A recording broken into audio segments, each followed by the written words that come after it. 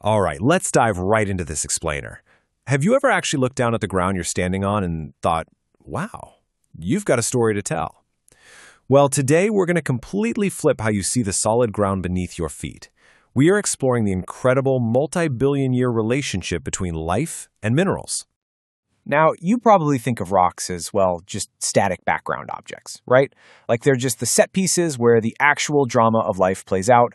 But what if they aren't? Today, we're going to see how life and rocks have been actively co-evolving for 4.5 billion years. They aren't just the stage, they are the main characters.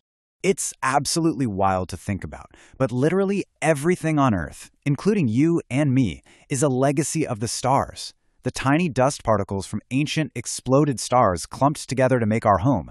Without those exact minerals, we'd have no oxygen, no continents, and definitely no life. So, let's start right at the beginning with Section 1, Born from Stardust, from a mineral hell to the first oceans. All right, cast your mind back 4.5 billion years. The early solar system was just pure, primeval chaos. Earth started out as this incredibly hostile, molten mass getting blasted by solar winds. It was an era literally called the Hades, named after Hades, total mineral hell. But then, a Mars-sized planet smashes into Earth, forming our moon, which, eventually guides the tides that life absolutely needs. As the magma finally cooled into a solid basalt crust, water vapor condensed and it rained down to form these massive early oceans. And get this, those first oceans were actually green because they were just loaded with dissolved iron. And it's in those green, iron-rich oceans that a total chemical miracle happened. Life actually emerged, but it didn't just passively survive. It completely changed the planet. We call this the Great Oxygenation Event. Early photosynthetic bacteria figured out how to produce oxygen. Now, going from 0% to just 2% oxygen in the atmosphere might sound kind of small, but it was a literal game changer. It created the ozone layer that shielded the planet from deadly UV radiation and finally rolled out the red carpet for more complex organisms to evolve. Which brings us to Section 2. Life shapes the stones, the microscopic architects of mountains. Okay, hold out your hand for a second.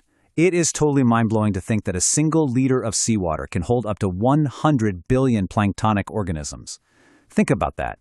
That is more than 10 times the entire human population of Earth, swimming right in the palm of your hand.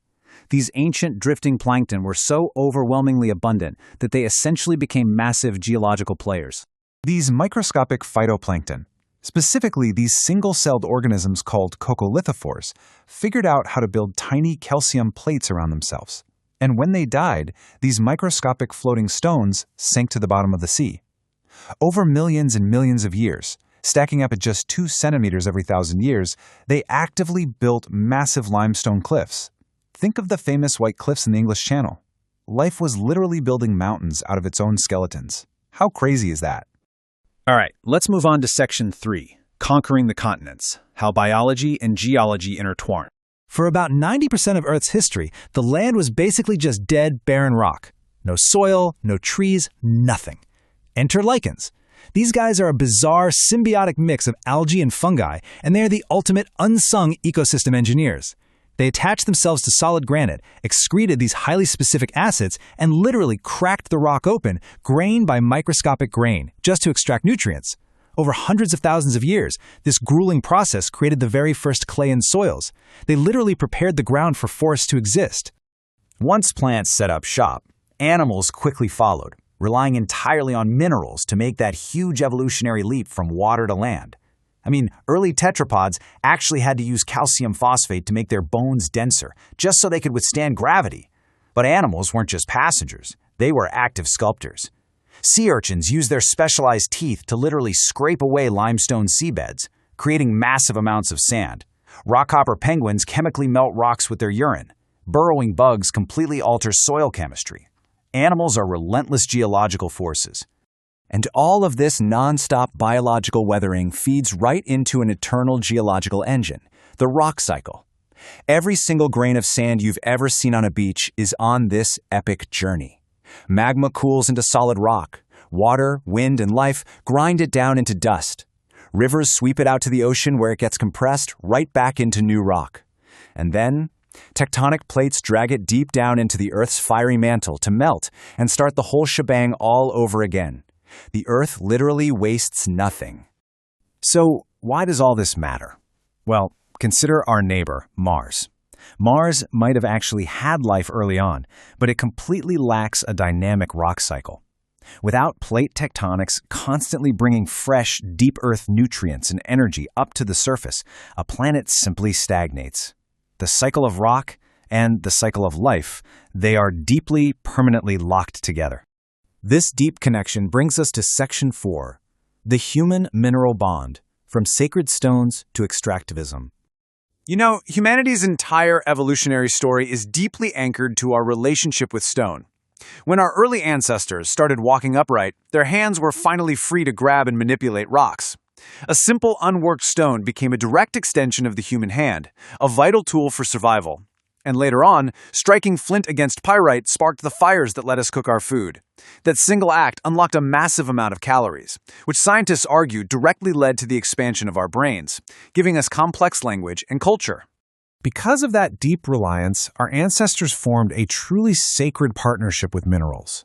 Whether it was early humans preserving their memories by painting on cave walls, or Neolithic folks hauling and erecting those mysterious massive megaliths in Karnak, humans revered the sheer unmatched permanence of rocks. I mean, our lives are just a blink in time, but stones, they endure for millions of years. To us, they were the ultimate symbols of eternity. Tragically, though, that sacred relationship completely fractured. The Industrial Revolution shifted us away from ancient reverence right into an era of brutal extractivism. Instead of just working stones to build tools, we started exploiting the Earth's deep past. We began mining ancient fossilized plant matter, like coal and oil, at an absolutely murderous pace. We were pulling hundreds of millions of years of buried carbon out of the ground in a matter of centuries, permanently altering the climate and the very shape of our planet, all for quick energy and profit. And that leads us to our final chapter, Section 5, the Plastic Rock Epoch, the brutal anomaly of the Anthropocene. We have officially become a geological force in our own right. Just think about this staggering number, 500 billion tons. That is the amount of concrete produced by humans in just the last 70 years. To put that into perspective, that equates to 1 kilogram of concrete for every single square meter of the Earth's surface. If humanity just vanished tomorrow, our legacy wouldn't be grand, sacred megaliths. It would be a suffocating, sealed layer of concrete, glass, and synthetic alloys. But the defining, and honestly terrifying, signature of our modern era is something called the plastic glomerate.